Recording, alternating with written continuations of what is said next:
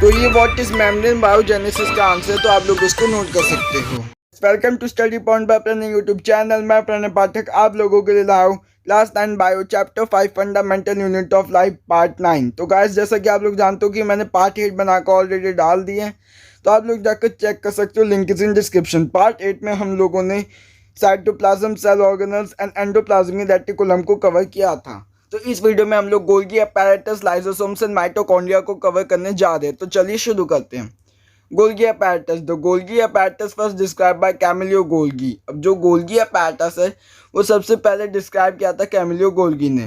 Consist of system of membrane bound vesicles, fat and sacs arrange approximately parallel to each other in sacs called cisterns. अब जो ये जो Golgi apparatus है ना, ये एक सीरीज होती है फैट एंड सैक्स की, जो कि अरेंज होते हैं पैरेलल टू ईच अदर और कहलाते हैं किस्टर्न्स। These membranes often have connection with the membrane of ER, therefore constitute another portion of a complex cellular membrane system। जो ये membrane होते हैं इनका connection होता है ER के membrane से भी, इसलिए वो constitute करते हैं दूसरे portion को complex cellular membrane system से। The material synthesized near the ER is packed and dispatched to various targets inside and outside the cell through the Golgi apparatus। अब जो ER से जो भी मटेरियल आता है वेसिकल्स में पैक्ड होकर, वेसिकल्स क्या होते हैं, बैग्स होते हैं, उसमें जो भी मटेरियल पैक्ड होकर आता है तो वो गोल्गी अपैरेटस में स्टोर्ड होता है और मॉडिफाइड होकर उस अपने सही टारगेट प्लेस पर जाता है, चाहे वो आउटसाइड ऑफ द सेल भी हो सकता है या इनसाइड ऑफ द सेल भी हो सकता है।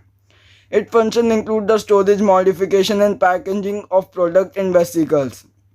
अब जैसा कि एंडोप्लाज्मिक रेटिकुलम, दोनों एंडोप्लाज्मिक रेटिकुलम से मटेरियल आया वेसिकल्स में, फिर वो गोल्गी अपैरेटस में गया और गोल्गी अपैरेटस से अगर उसमें मॉडिफिकेशन की ज़रूरत है तो मॉडिफाइड होकर दोबारा वेसिकल्स में आया।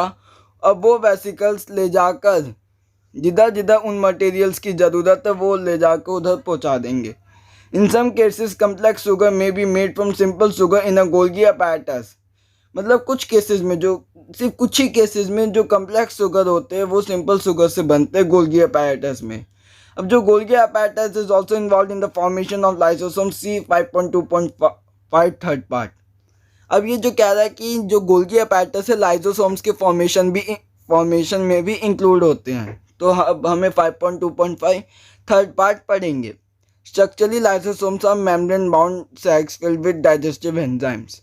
अगर देखा जाए तो जो लाइसोसोम्स है ये मेम्ब्रेन बाउंड सैक्स होते हैं जो कि डाइजेस्टिव एंजाइम से भरे होते हैं। अब ये डाइजेस्टिव एंजाइम कैसे बनते हैं, जो भी मटेरियल ER से आता है गोल्गी अपैरेटस में, तो जैसे कि प्रोटीन और लिपिड्स आते हैं ER से गोल्गी अपैरेटस में, तो कभी कभी वो मिक्स हो जाते हैं और मिक्स होकर वो एक डाइजेस्टिव एंजाइम्स का रूप ले लेते हैं। जो मिक्सचर होता है प्रोटीन और लिपिड्स का उनको डाइजेस्टिव एंजाइम्स कहते हैं। This enzymes are made by RER, लिखा भी है this enzymes are made by RER।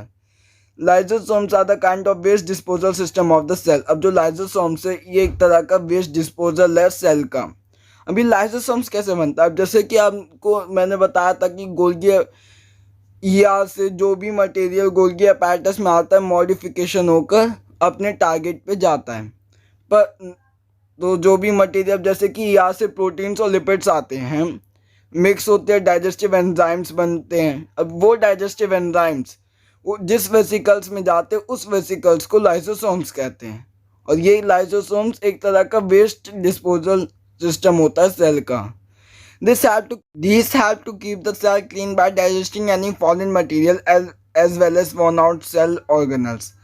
अब ये हेल्प करता है सेल को क्लीन करने में बाय डाइजेस्टिंग फॉरेन मटेरियल। अब जो ये फॉरेन मटेरियल है इस टर्म को पता है कैसे यूज़ किया गया है। फॉरेन मटेरियल्स का इधर मतलब है जो भी बाहर के मटेरियल्स आते हैं सेल के अंदर उसको रिप्रेजेंट करने के लिए इन्होंने फॉरेन मटेरियल्स का टर्म यूज़ किया है।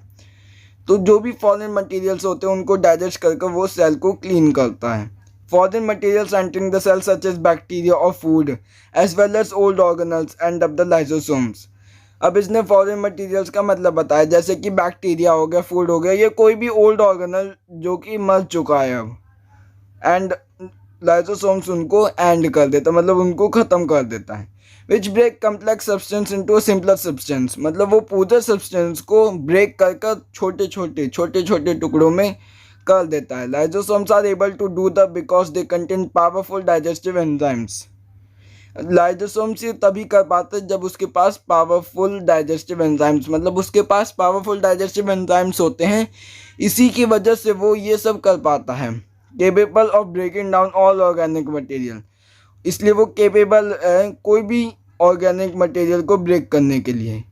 During the disturbance in cellular metabolism, जब भी सेलुलर मेटाबॉलिज्म में डिस्टर्बेंस, मतलब कि फॉर एग्जांपल लेकर चलते हैं, when the cell gets damage lysosomes may burst and the enzymes digest their own cell. जब भी सेल मर जाता है तो जो लाइसोसोम्स है वो बर्स्ट हो जाते हैं, मतलब फट जाते हैं, और जो एंजाइम्स जो निकलते हैं लाइसोसोम से वो सेल को डाइजेस्ट कर देते हैं। Therefore lysosomes are also known as suicide bags of the cell, इसलिए जो लाइसोसोम्स हैं वो सुसाइड बैग्स के नाम से भी कहलाते हैं सेल के। अब बात करते हैं माइटोकॉन्ड्रिया की। Mitochondria are the power house of the cell. अब जो माइटोकॉन्ड्रिया ये एक तरह का पावर हाउस है सेल का। Mitochondria have two membrane coverings, जो माइटोकॉन्ड्रिया इनके दो मेम्ब्रेन कवरिंग्स हैं। The outer membrane is porous while the inner membrane is deeply folded. जो सबसे आउटर मेम्ब्रेन है उस पर कुछ पोर्स होते हैं, और जो इनर मेम्ब्रेन है वो एकदम डीपली होता है, बहुत डीप होता है वो, मतलब बहुत मोटा, बहुत डीप फोल्डेड होता है। These fold increase surface area of ATP generating chemical reaction। अब जो ये फोल्ड्स होते हैं ये इंक्रीज करते हैं सरफेस एरिया ATP के लिए। अभी ATP क्या, अभी हम आगे पढ़ेंगे, जो कि जनरेट करता है केमिकल रिएक्शन को। Energy required for various chemical activities needed for life is released by mitochondria in the form of ATP adenosine triphosphate molecules. अब जो एनर्जी रिक्वायर्ड होती है वेरियस केमिकल एक्टिविटीज़ के लिए, तो माइटोकॉन्ड्रिया रिलीज करता है ATP के फॉर्म में। अब ATP की फुल फॉर्म होती है adenosine triphosphate molecules. ATP is known as energy currency of the cell. जो अब ATP है ये एक एनर्जी करेंसी होती है सेल की। The body uses energy stored in ATP for making new chemical compounds and for mechanical work. अब जो बॉडी है ये एनर्जी स्टोर करती है ATP की, जो कि न्यू केमिकल कंपाउंड्स बनाता है मैकेनिकल वर्क के लिए। Mitochondria are strange organelles in the sense that they have their own DNA and ribosomes. Therefore mitochondria are able to make some their own proteins. अब जो mitochondria एक तरह का strange organelle है क्योंकि उसके पास खुद का DNA और खुद का रिबोसोम्स है, इसलिए जो माइटोकॉन्ड्रिया है वो अपने लिए खुद का प्रोटीन भी बना लेता है। अब आप लोगों को एक मज़े की बात बताओ, तो माइटोकॉन्ड्रिया एक सेमी ऑटोनॉमस ऑर्गेनल है। अब ये सेमी ऑटोनॉमस, अब सबसे पहले हम जान लेते हैं ऑटोनॉमस क्या होते हैं। ऑटोनॉमस वो ऑर्गेनल होते हैं जिनके पास खुद का DNA रिबोसोम्स ये सब होता है। तो जो ऑटोनॉमस ऑर्गेनल है वो तो न्यूक्लियस है, पर जो माइटोकॉन्ड्रिया है वो सेमी ऑटोनॉमस न्यूक्लियर ऑर्गेनल है। और if you like this video, please press like button and subscribe my channel and press the bell icon. Whenever I will upload a video you get a notification on your mobile. तो guys ये आप लोगों को next question, explain the structure and function of Golgi apparatus।